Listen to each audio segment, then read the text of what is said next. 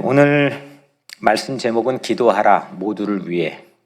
본문은 디모데전서 2장 1절 7절까지 말씀이고, 올해 주신 비전대로 러브레터 시리즈 12번째 시간의 말씀을 함께 나누려고 합니다. 여러분들 라면 좋아하세요? 별로 안 좋아해요? 어떤 라면 좋아하세요? 신라면? 진라면? 1991년부터 2021년, 그러니까 딱 30년인데, 국내에서 라면 판매량 부동의 1위를 선점하고 있는 제품이 뭔지 아세요? 농심 신라면. 이 농심, 요즘 최근에 15% 신라면, 오뚜기가 14%. 그래서 뭐 거의 요즘 비등비등해졌지만 여전히 여튼 판매량 1위를 지키고 있습니다.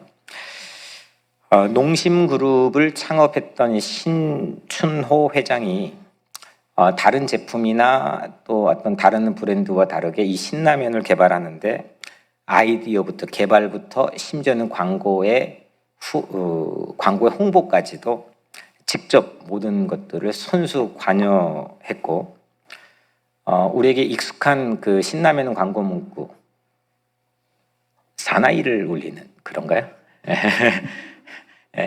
그것도 직접 이 신춘호 회장이 썼다고 합니다. 그리고 신라면이라고 하는 제품명도 직접 이 신춘호 회장이 지었는데, 신라면 제품명이 왜 신인가요? 그렇죠. 매우니까. 이제 그렇게 쓴 것으로 대개 우리가 의례껏 알고 있지만, 신라면의 신자는 매워서 신이 아니고 신춘호 회장의 성씨에서 따온 상품명이라고 합니다. 저도 이번 처음 알았는데, 그러니까 사실 엄밀히 이 신라면의 시작은 뭐 그 다음에 먹는 사람들의 해석은 여러 가지일 수 있겠지만, 매운 라면이 아닌 신신의 라면인 셈인 거죠.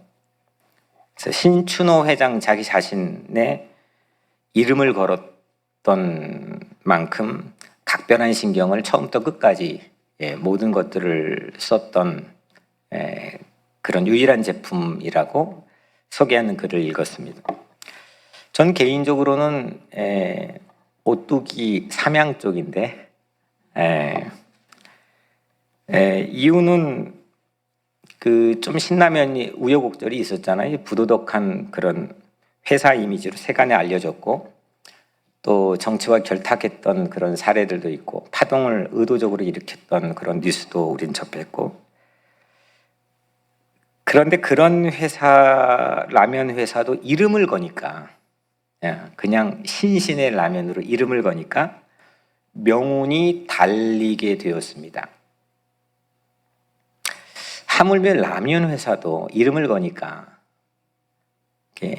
명운이 거기에 걸리는 그런 모습을 우리가 보게 되는데, 우리는 너무 놀랍게도 예수 이름을 걸고 매번 기도할 수 있습니다. 아멘.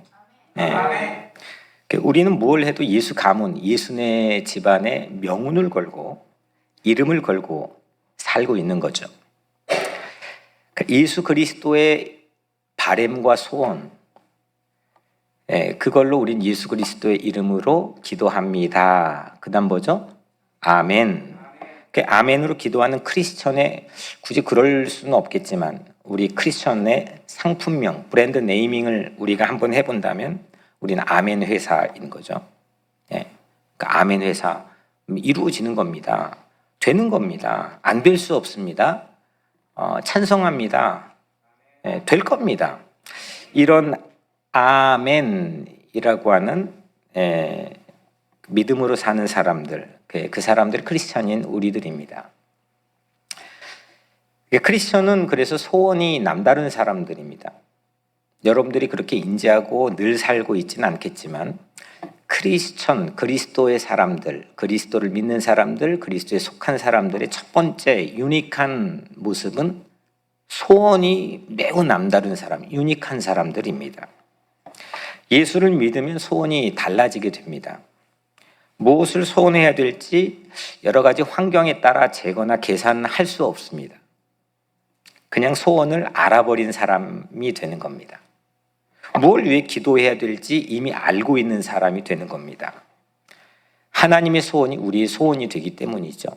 너희는 먼저 그의 나라와 그의 의를 구하라. 그리하면 이 모든 것이 너희에게 더하시리라. 주님의 말씀이죠. 그래서 소원이 매우 특이한 사람들이 크리스찬입니다. 하나님 나라를 위해서 기도하고 그것이 곧 우리의 소원이 되고, 그러면 그 이외의 모든 것도 하나님께 책임져 주신다는 삶의 새로운 작동 방식, 메커니즘을 가지고 살고 있는 사람들이 우리들입니다. 소원이 간절한 만큼 우리는 기도할 수 있습니다. 소원이 분명하고 뚜렷한 만큼 우리는 그 기도에서 벗어나지 않을 수 있습니다. 우리 소원은 그래서 기도로 가장 먼저 표현이 됩니다. 여러 가지 삶에 대한 습관이나 또 여러 표현 양식이 크리스천들에게도 문화적으로도 있겠지만, 우리 크리스천이라고 하는 우리는 우리 마음의 소원을 가장 먼저 기도로 표현하게 되어 있습니다. 그래서 우리는 기도의 딕셔너리에 포함된 보케블러리의 양들이 기도에서 결정이 되는 겁니다. 그러나 우리는 때로는 어떤 소원을 위해서 기도해야지, 무엇이 우리는 기도의 내용이어야지, 이게 아주 혼동이 될 때도 있고, 이 소원의 힘이 이 파워를 잃어버릴 때도 있습니다. 그걸 우리는 연약함이라고 표현할 수도 있겠죠. 그런데 그럴 때조차도 무엇을 위해 기도해야지? 나 이거 계속 기도해야 되나? 이렇게 우리가 연약해질 때조차도 희한한 시스템, 메커니즘을 성경의 예수님께서는 친히 요한복음을 통해 약속을 했는데, 성령님이라고 하는 분이 우리를 대신해서 내가 기도할 바를 알지 못하는 그때조차도 말할 수 없는 탄식을 가지고 우리를 대신 기도해 주신다고 주님께서 약속해 주셨습니다. 아멘. 성령도 우리 연약함을 도우시나니 우리의 마땅히 기도할 바를 알지 못하나 오직 성령이 말할 수 없는 탄식으로 우리를 위해 친히 간구하시느니라. 아멘. 그래서 크리스천인 우리들은 소원대로 살 수밖에 없습니다. 소원이 분명하고 소원이 남다르고 소원을 이미 알고 있고, 때로는 소원이 까맣게 잊어버려지고 주변의 환경을 따라서 우리가 막 좌충우돌할 때조차도 기도가 멈춰지지 않는 사람들, 소원대로 가고 있는 숙명을 타고난 사람들이 우리들입니다. 그래서 기도로 살 수밖에 없는 운명을 가진 사람들이 여러분들인 줄로 믿습니다. 오늘은 세 가지의 대지를 가지고 우리가 함께 나눠보려고 합니다. 먼저 첫 번째, 그러면 이 기도의 소원의 기도는 무엇이어야 하냐 이겁니다. 하나님 나라라, 하나님 의라고 우리가 주님 말씀하신 걸 잠깐 언급했지만, 그 구체적인 내용이 하나님 나라의 형태가 과연 무엇이냐 이겁니다. 우리는 무엇을 위해서 기도해야 되고, 우리의 가장 궁극적인 분명한 소원이 우리 마음속에 무엇이냐 이겁니다. 바울이 오늘 첫 번째로 우선을 두고 있는 소원의 기도를 우리에게 소개합니다. 1절인데요. 그러므로 내가 첫째로 권하노니 모든 사람을 위하여 간구와 기도와 도구와 감사를 하되. 아멘. 첫째로 권한 게 뭐예요? 기도하라고 했는데 간구, petition입니다. 기도, prayer. 그 다음에 도구, intercession. 그 다음 감사, thanksgiving. 이거 하라고 했는데 뭘 위해서 하라고요? 모든 사람을 위하여. 그러니까 모든 사람을 위하여 간구하고 기도하고 도구하고 감사하는 것, 이것이 우리의 소원이어야 한다는 겁니다. 특별히 모두를 위한 기도, 모두를 위해 기도하는 것, 이걸 잘 드러내고 있는 말이 오늘 바울이 사용했던 용어인 도구. 우린 잘 사용하지는 않지만 도구. 영어 성경에는 intercession, 그러니까 우리가 자주 사용하는 말로는 중보 아니면 중보 기도, 이런 뜻입니다. 기도해주고 싶은 사람들이 여러분들에게 생길 때가 있잖아요.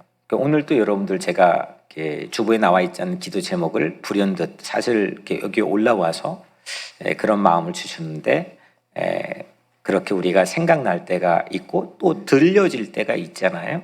몸이 아픈 사람을 보거나 딱한 사람을 보거나 너무너무 어려운 사람, 아니면 불의에 노출되어서 이렇게 자기를 방어할 수 있는 기제가 전혀 없는 사람들을 보면 우리 기도해주고 싶은 마음이 듭니다. 근데 여러분들 최근에 기도해주고 싶은 사람들을 리스트를 한번 작성해 본 적이 있습니까? 뭐 마음에든 아니면 기록을 해가지고 써보건. 러브레터라고 하는 게 사실 그런 시스템을 우리 교회 각 개인에게 주는 하나님의 선물인 건데, 기도해주고 싶은 사람들 리스트를 여러분들 최근에 작성해 본 적이 있습니까? 누구 이름을 가장 먼저 적습니까? 대개가 나와 가장 가까이 있는 사람들부터 기도하게 됩니다. 보편적으로. 그리고 끊임없이 기도하는 것들은 거의 대부분이 그 동심원을 만들어가면서 확장되어 갑니다. 먼저 나부터 시작해서 내 주변, 내 가족, 또 내 교우, 나의 친구, 나의 특별한 관계를 맺고 있는 사람, 그래서 점점점 내가 모르는 사람들까지 동심원을 그리면서 확장되어 가는 거죠. 그리고 이제 그 동심원이 확장되어 가다가 어느 순간 이렇게 딱 하고 멈춥니다. 그때 우리는 예수 그리스도의 이름으로 기도합니다. 아멘 하고 끝마치게 되죠. 그런데 바울에게 특이한 거는 기도 목록에, 기도 리스트의 동심원이 끝이 없다는 겁니다. 멈추지 않는다는 겁니다. 왜냐하면 모두이기 때문입니다. all people, 모두에게 열려 있기 때문입니다. 본문에서 오늘 모든, 이게 all, 이건 5번 반복이 됩니다. 바울의 가장 우리 신앙의 큰 공헌, 기독교의 가장 큰 공헌을 찾아본다면 바로 이 모두, 모든, all입니다. 왜냐하면 유대에 갇혀 있었잖아요. 이 기독교가 처음 예루살렘부터 시작이 되었습니다.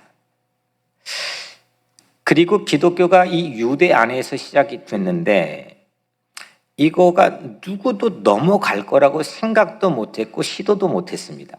심지어는 사도행전 9장에 나와 있는 이 최고의 수제자였던 베드로가 성령 충만해서 말씀을 선포하면 수 없는 사람들이 주님께로 돌아와 제자가 되고 세례받던 그런 능력 있는 때에도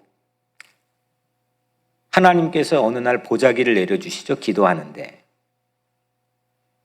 그런데 그 보자기에 부정한 것들이 있었습니다. 그래서 나는 이거 하나님이 부정하게 여긴 율법에 나와 있는 것들이기 때문에 손도 안 대고 먹지 않을 겁니다 했더니 하나님께서 호통을 치면서, 야, 내가 깨끗하게 한 거를 네가 왜 부정하다 하느냐 해서 먹으라 해가지고 먹게 됩니다.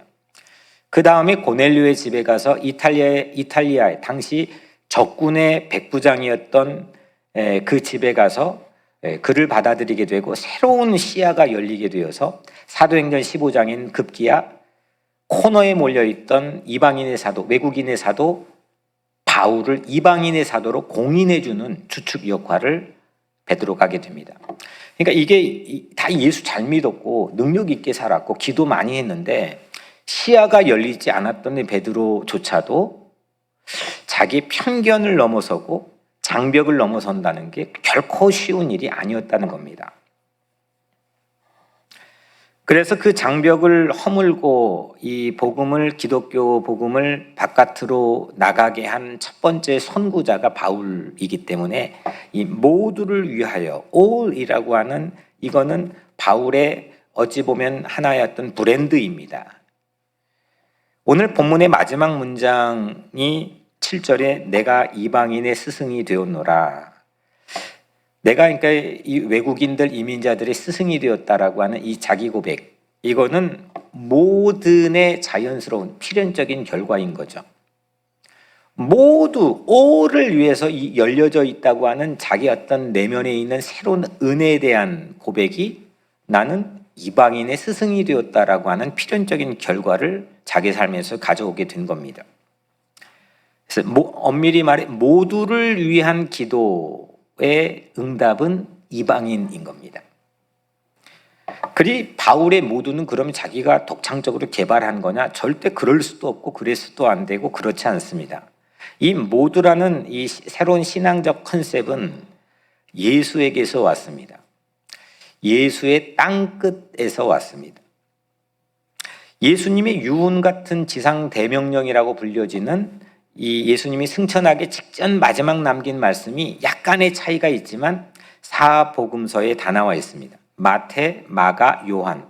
근데 누가는 누가복음과 사도행전을 썼는데 누가복음 끝에다가 기록하지 않고 사도행전 1장 첫 부분에다가 기록해 놓았죠. 그게 사도행전 1장 8절 오직 성령이 너에게 임하시면 너희가 권능을 받고 예루살렘과 온 유대와 사마리아와 그다음 뭐죠?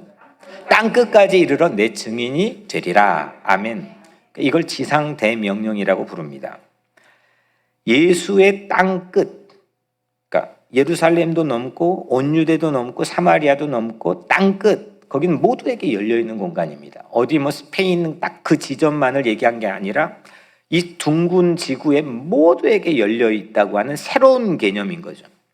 그 땅끝, 예수의 땅끝에서 바울의 모두가 온 겁니다. 어디에 소속되면 우리는 어디에 다 소속되어 살아갑니다. 뭐 어떤 향후에 어디 교회의 집사 또 우리 교회 안에서도 뭐 심지어는 우리 이 교회 안에서도 무슨 사역위원회 어디 전파사 우린 소속된 게 참 너무 많습니다. 그걸로 나의 아이덴티티를 갖게 되는데 그 자체로 어떤 현상이 일어나면 누구하고 구별이 됩니다. 난 여기에 소속돼 있다는 거죠. 그리고 내가 원치 않던 원하던 간에 나도 모르는 사이에 그래서 그 구별은 배제를 만들어냅니다.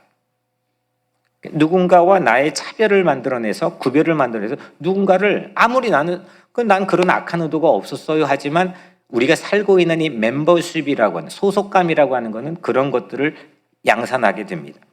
여기에서 아주 안 좋은 게 만들어지는데 그게 뭐냐? 불신 갈등입니다. 그러니까 이민자 보호교회, 뉴욕 우리 교회라고 하는 거를 저는 가장 심혈을 기울이는 게 뭐냐? 나도 이민자 보호교회 목사다. 근데 누군가는 거기에 소속되지 않는 사람들은 그걸로 구별되고 또 한편 배제되는 결과를 양산할 수 있단 말이에요. 그런 조직은 예수 이외에는 모든 세상에 사는 사람들 안에는 다 있다는 겁니다. 그래서 예수를 따라가는 우리의 삶 속에서는 그런 게 없어야 되는데 라고 늘 자책하면서 그렇게 섬기고 살아가고는 있지만 우리 각자의 삶이 나타나는 하나의 어떤 피할 수 없는 그런 모습이기도 합니다. 그런데 바울은 맨 처음 기독교인 유대인들, 그러니까 처음 기독교인들은 이방인은 없었으니까요. 주이시였지만은 기독교로 개종한 주이시 크리스찬들이죠. 이 사람들의 입장에서 보면 바울은 밀려난 사람들입니다. 왜냐하면 이민자였거든요. 길리기아 다소에서 지금의 터키의 남부 지방에서 세컨 제너레이션으로 성장했던 사람입니다. 그런데 누가도 마찬가지입니다. 누가도 그런데 신약 저자들 중에서 유일한 이건 아예 주이시 이민자들도 아니고 포리너 외국인입니다. 유일한 외국인입니다. 이 두 사람 다 모두 다 바깥 사람입니다. 바울은 이민자이고 누가는 외국인입니다. 그래서 유대인 입장에서 기독교에 같이 귀속된 입장에서 보면은 밀려난 사람들의 서러움을 누구보다도 잘 아는 두 사람일 겁니다. 그래서인지 누가가 쓴 두 작품, 누가복음과 사도행전, 그리고 바울이 쓴 13편의 편지들, 이 편지들은 유독 밀려난 사람들에 대한 지대한 관심을 표명합니다. 다른 것과 상대적으로 비교해서. 누가복음에 보면은 누가복음에만 나와 있는 보도되는 기사들이 있습니다. 거지와 나사로, 또 돌아온 탕자 이야기, 또 강도 만난 자를 도왔던 선한 사마리아인의 비유, 그 밖에도 유독 누가가 밝히고 있는 그 예수의 사역에 대한 대상들이 유별납니다. 바울은 더하죠. 바울은 우리가 지금 살펴본 것처럼 자기를 아예 이방인으로 자기의 이름을 걸고 명운을 건 사람으로 이야기를 합니다. 분량도 이게 신약의 어떤 것보다 가장 많은 분량을 가지고 있는 사람이 이 두 저자입니다. 공교롭게. 아니, 예수를 직접 본 사람, 목격했던 사람들이 훨씬 더 많은 분량을 남길 법한도 한데 누가복음과 사도행전을 남긴 누가나 13편의 편지를 남긴 바울이나 가장 많은 분량 또 가장 깊은 어떤 예수의 삶과 복음을 재현해낸 그런 사람들이 됩니다. 그래서 예수의 삶과 땅끝 사역의 소원을 계승하게 된 두 사람인데 희한하게도 당연하게 공간적으로 달랐기 때문에 누가와 바울은 예수를 만난 적이 없습니다. 누가는 바울이 2차 선교 여행 때 선교하는 도중에 만난 사람입니다. 그래서 자기의 삶의 모든 복음의 내면을 전부 다 계승해 준 사람. 그래서 마지막 로마 감옥에 죽기 얼마 남겨놓고 갇혔을 때에 바울이 그렇게 편지 쓰죠. 누가만 내 곁에 있느니라. 그러니까 다 떠나도 마지막까지 곁에서 자기의 삶에 대한 예수의 삶에 대한 끊임없는 열정을 포기하지 않고 분량적으로나 깊이 면에서나 예수의 삶을 가장 근접하게 재현해서 우리에게 소개해 준 증인이 이 두 사람이라고 해도 과언이 아닐 겁니다. 목격자들의 증언으로 예수를 만났을 뿐인데 직접 못 봤으니까 전파자의 증언으로 예수를 만났을 뿐인데 신기한 건 두 사람은 목격자보다 훨씬 더 분량적으로나 내용적으로 생생하게 예수를 전해줍니다. 저는 이게 참 고맙습니다. 왜냐하면 우리는 예수를 직접 본 적도 없고 특히나 이렇게 전 세계에 한 세계에 나올까 말까 하는 그런 위대한 사역자들 곁에 우리가 있으면 모르겠지만 저도 그럴 주제 안 되고 또 우리도 다 거만거만한데 이게 어떻게 하면 그 예수의 삶을 따라가고 그 열정을 우리 각자의 삶에 재현낼 거냐? 물론 예수의 직통으로 받는다 이렇게 하면 할 말이 없겠지만 근데 하지만 오늘 이 두 사람을 통해서 우리가 위안을 받게 되는 한 가지는 직접 보지 못했는데 오히려 어떤 사람들보다 탁월하게 많은 분량과 깊이 있는 그런 내용의 신앙을 우리에게 전수해 주었기 때문입니다. 이게 바로 신앙입니다. 그러면 이게 어떻게 가능해지는 거냐? 바로 이 두 사람이 기도의 사람이었기 때문입니다. 아멘? 네, 바울은 초기 편지에 그러니까 바울의 13편의 편지 중에 초기 편지 가장 먼저 쓴 편지가 요즘에 강 목사님이 설교하신 데살로니가 전후서고 가장 마지막에 쓴 게 요즘 제가 설교하고 새벽에 설교하고 있는 디모데 전후서와 디도서입니다. 근데 데살로니가 초기 작품인 데살로니가 전서 5장 17절에 보면 바울이 이렇게 고백하죠. 쉬지 말고 기도하라. 그러니까 아예 이게 사역 다 해보고 마지막에 결론이 야 쉬지 않고 기도해야 되는 거야. 이게 아니고 아예 초창기 때부터 줄곧 쉬지 않고 기도할 때 나는 목격자들보다 어떤 자들보다 실제로는 만삭되지 못한 지극히 작은 사도이지만 예수의 사역만큼은 누구보다도 재현할 수 있는 그런 능력을 기도 안에서 갖게 된다라고 하는 고백이겠죠. 그래서 모두를 위해 예수의 소원을 품고 기도를 시작하는 여러분들 되기를 주님의 이름으로 간절히 축복합니다. 기도하면 예수님을 닮게 됩니다. 기도하면 예수님을 닮게 되고 기도하면 예수님의 성품을 갖게 되고 기도 이외에는 그런 이유가 나타날 수가 없습니다. 그래서 기도는 모두를 향해서 열려있는 예수님의 마음을 우리 마음에 펌프질 해주는 그런 중요한 선물이 되는 거죠. 그래서 6월 한 달 동안 우리가 그렇게 기도하는 모두를 위해 기도하는 그런 한 달로 우리 공동체가 삼게 되기를 주의 이름으로 축원합니다.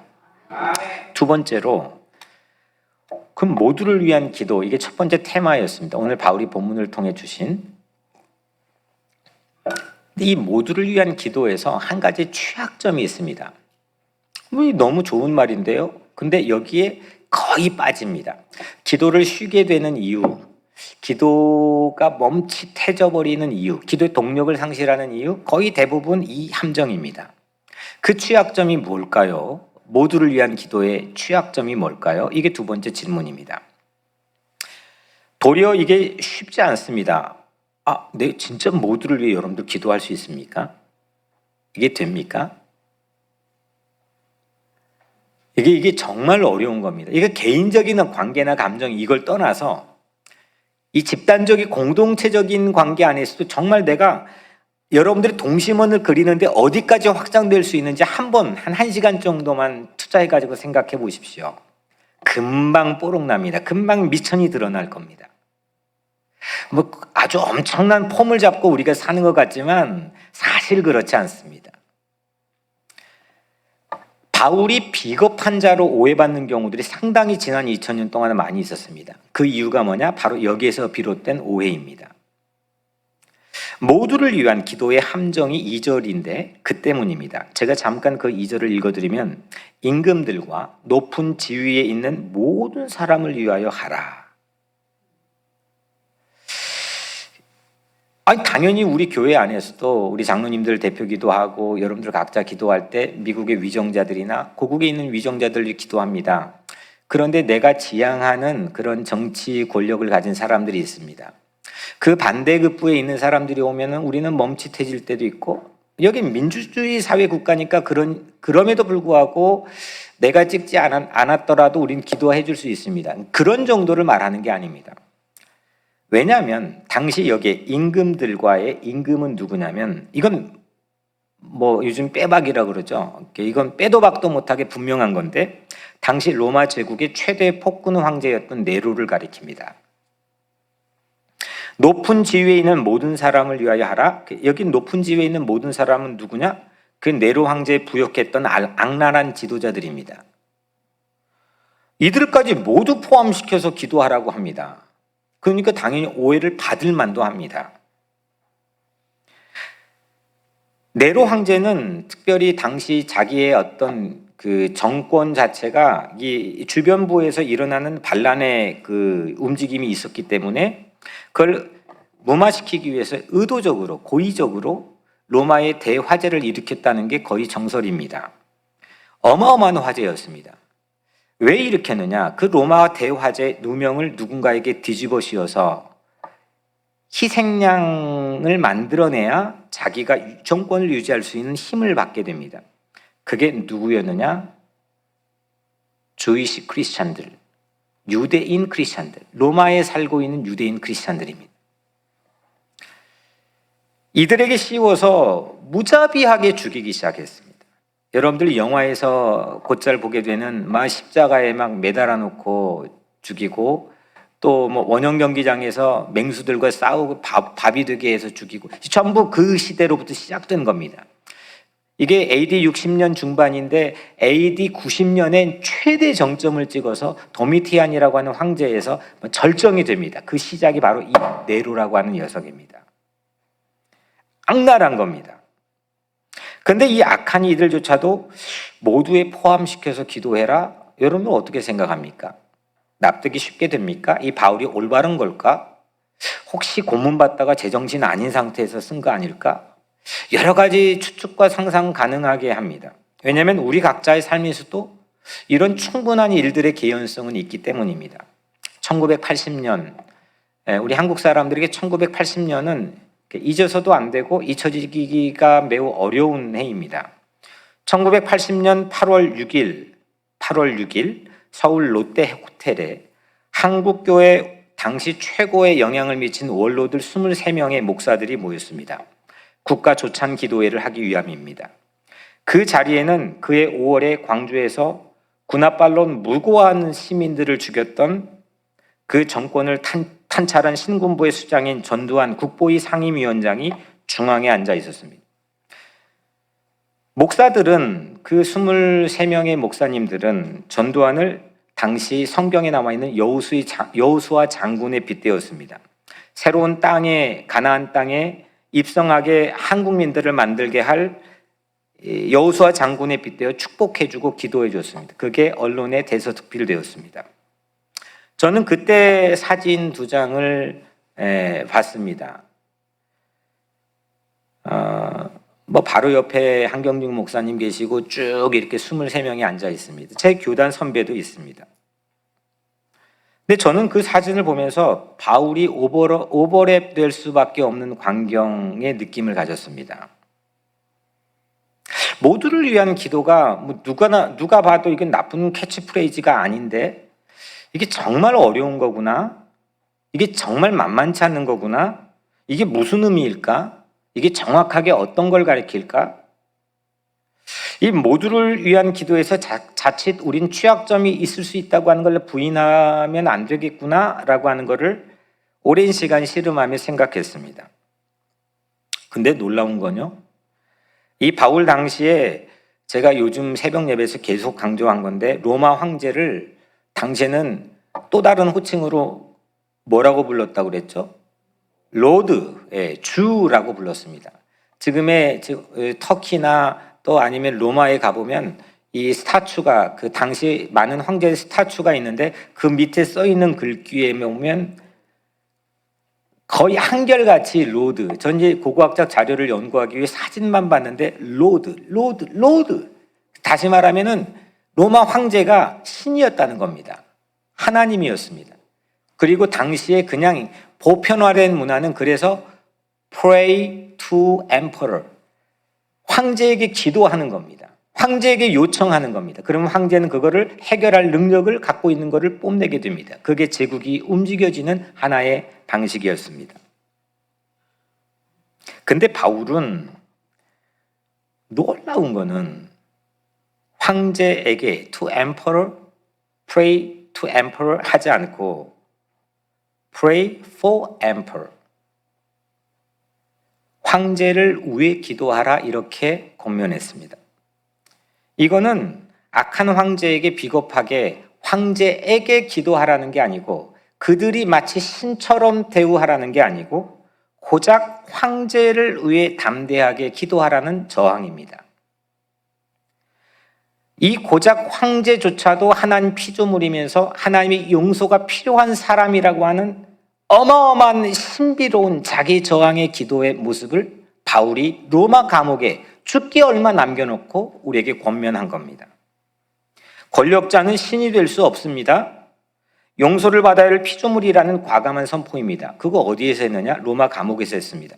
바로 지금 지근거리에 네로 황제가 두 눈 크게 뜨고 이거 언제 죽일까 지금 호시탐탐 기회를 엿보고 있는 때였습니다. 바로 옆에 있는 겁니다. 근데 그 로마 감옥에서 당신은 신이 될 수가 없습니다. 당신에게 기도해서는 안 됩니다. 당신은 로드가 아닙니다. 당신을 위해서 기도할 겁니다. 이거는 어마어마한 저항입니다. 이게 기도의 능력입니다. 이게 기도자의 기계입니다. 모두라고 하는 all people이라고 하는 것은 비굴한 굴종이 아닙니다. 이건 하나님의 사랑을 향한 자신 있는 믿음 있는 저항이고 믿음의 기도의 모습입니다. 악한 권력조차 기도하며 그 말 뜻은 나는 세상을 향한 변화를 포기하지 않겠다. 당신조차도 하나님께서 용서가 필요한 사람이라는 이 나의 선언 기도를 통해서 난 이 세상이 바뀌어지고 변화되는 것 어떤 상황에서도 포기하지 않겠다. 어마어마한 겁니다. 오늘 말씀을 준비하면서 하나님께서 깨닫게 하셨습니다. 그 하나님의 소원을 품고 바울은 로마 감옥에서 기도합니다. 이게 기도의 능력입니다. 모두를 위한 기도는 자칫 우리의 비겁한 근거가 될 함정이 되기도 합니다. 1980년 8월 6일 서울 롯데 호텔에서는 그랬습니다. 그러나 투 독재자, 투 네로, 투 전두환이 아닙니다. 그들은 신이 되고 싶어서 모든 가진 수단 방법을 가리지 않고 자기 정권을 유지하기 위해서 하지만 우리는 for them, 그들은 로드가 아닙니다. 그들은 하나님의 용서가 필요한 사람들입니다. 바울은 로마 황제를 하나님처럼 여기며 황제에게 기도하라고 요청하지 않았습니다. 황제 나 먹을 것 주세요. 황제 이 사회 좀 나아지게 해주세요. to emperor 하지 않았습니다. 도리어 로마 황제의 변화를 위해 기도했고 그것이 곧 세상의 변화의 단초를 이룰 거라고 하는 기도의 소원을 우리에게 보여준 겁니다. 4절 하나님은 모든 사람이 구원을 받으며 진리를 아는 데 이르기를 원하시느니라. 이건 너무 좋은 말씀이죠. 근데 이게 불편해야 됩니다. 그게 우리 솔직한 겁니다. 왜냐? 모든 사람이 구원을 받으며 진짜 여러분들 모든 사람이 구원받는 게 여러분들 가능합니까? 근데 하나님은 모두가 구원받기를 원하십니다. 포스트 모던 사회에 살고 있습니다. 한 대략 60년, 70년 사이 전 세계에 팽배하고 있는 이게 포스트 모던 사회입니다. 그 전에는 모더니즘 사회였습니다.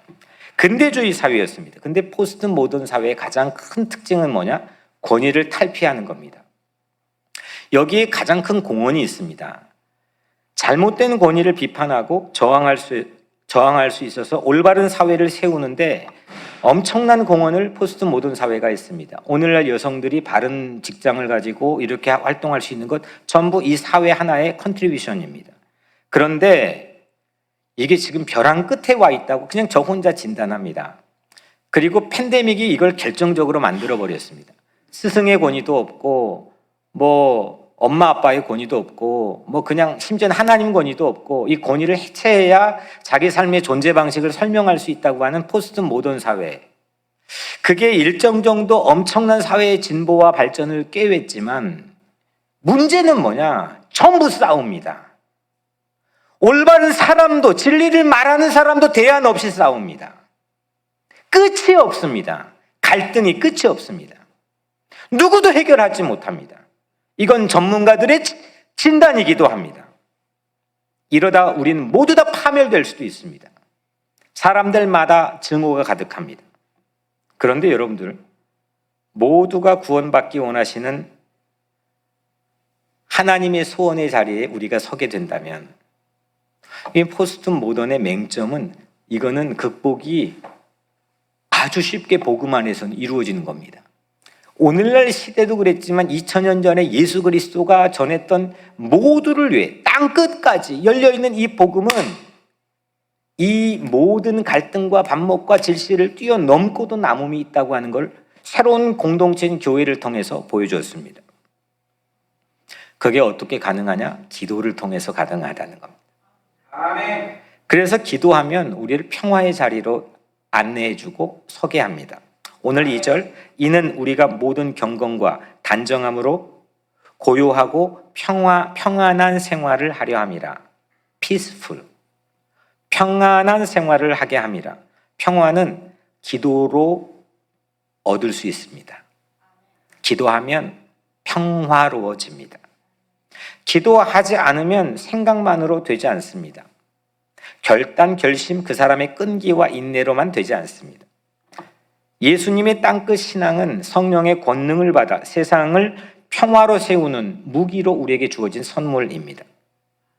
십자가 사랑, 그 십자가에 모두를 품어버리는, 모두를 용서가 필요한 피조물로 선언해버리는 어마어마한 그 위대한 자리에서 예수 그리스도는 그 사랑으로 누군가를 절대 밀어내지 않고 경계를 넘고 또 다른 경계를 넘고 넘어서 모두를 하나님의 가족 삼는 엄청난 사랑의 능력을 우리에게 보여줬습니다.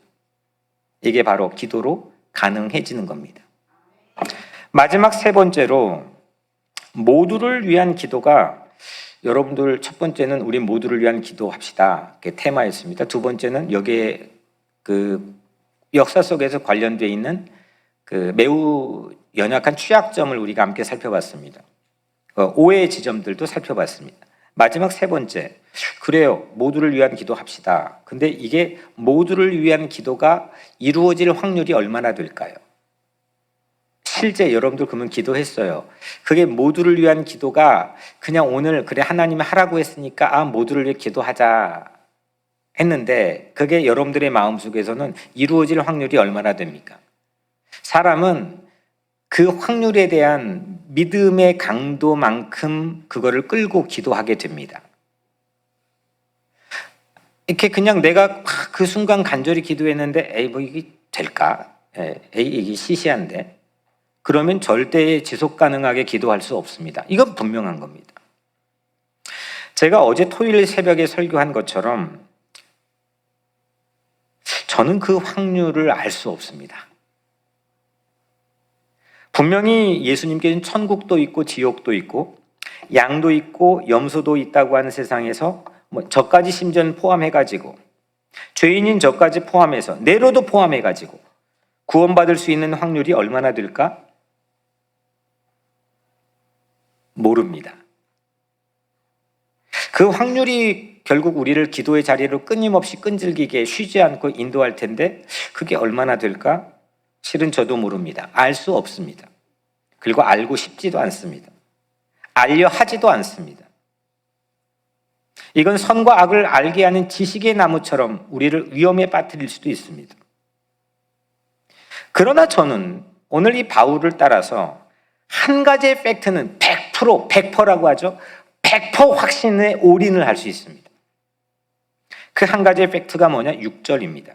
그가 모든 사람을 위하여, 그는 예수님입니다. 예수가 모든 사람을 위하여 자기를 대속물로 주셨으니 기약이 이르러 주신 증거니라. 아멘.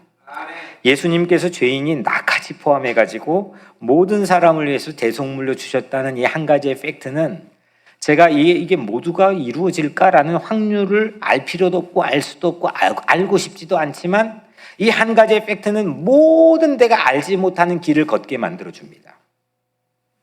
유일한 증거입니다.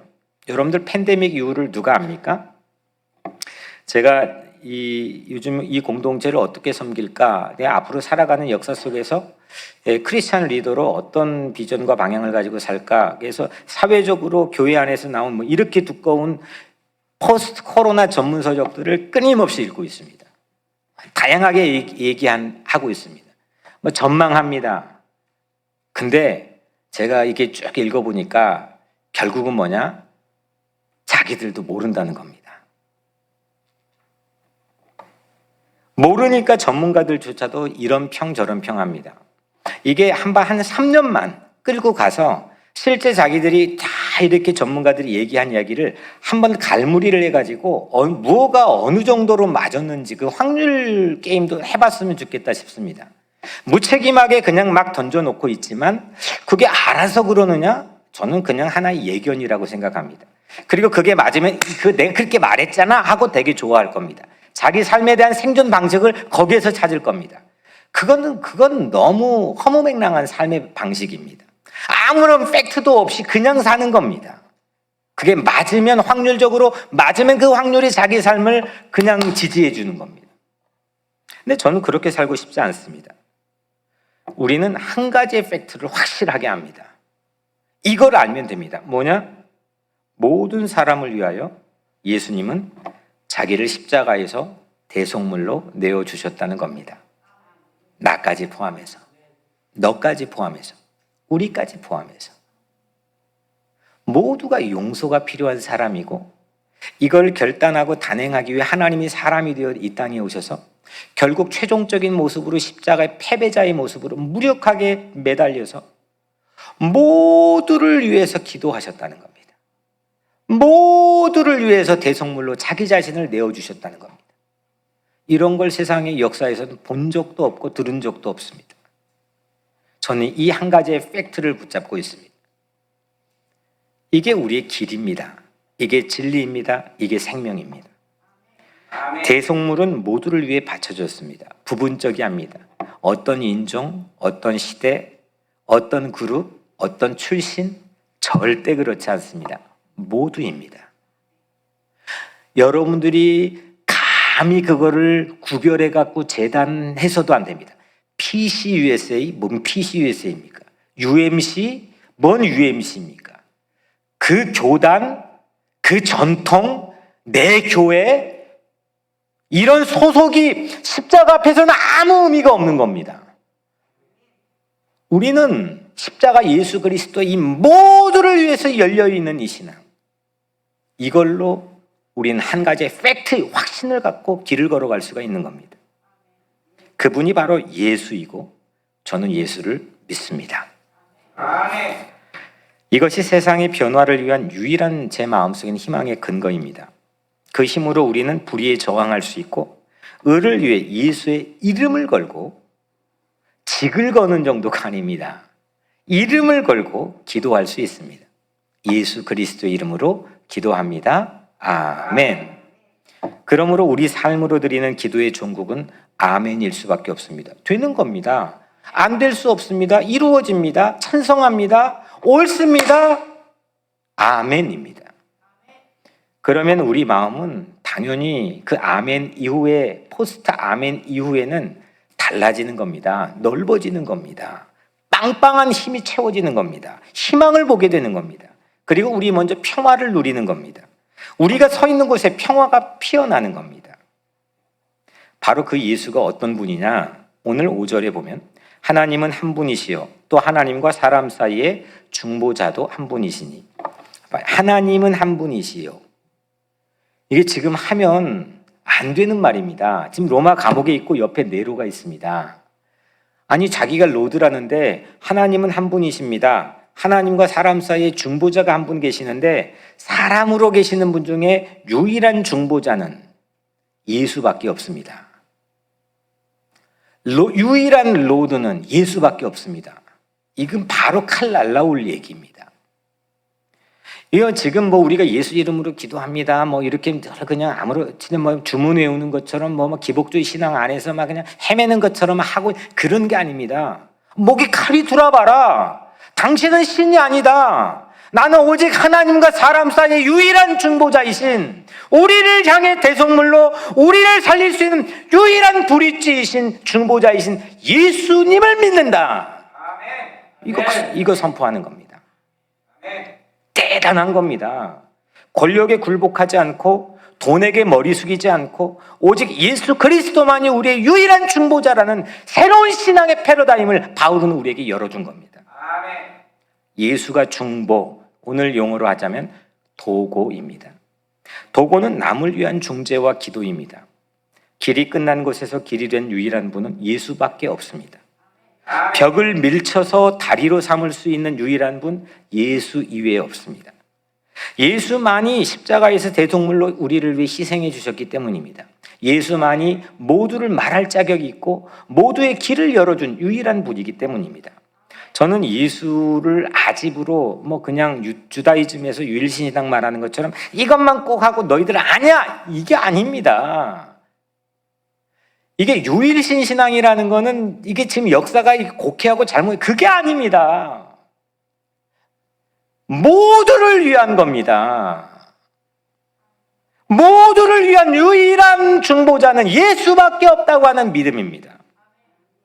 죄인 중 괴수였던 바울에게도 나에게도 난 죄인의 괴수인데, 나 가장 최악인데, 또 worst of the sinner인데, 나 이게 최악인 나에게도 이게 긍휼이 미치고 용서가 미치고 내 삶에 대한 새로운 사명이 미쳐? 그럼 안 될 사람 없잖아. 그래서 깨달아진 게 이방인 아닙니까? 외국인 아닙니까? 이민자 아닙니까?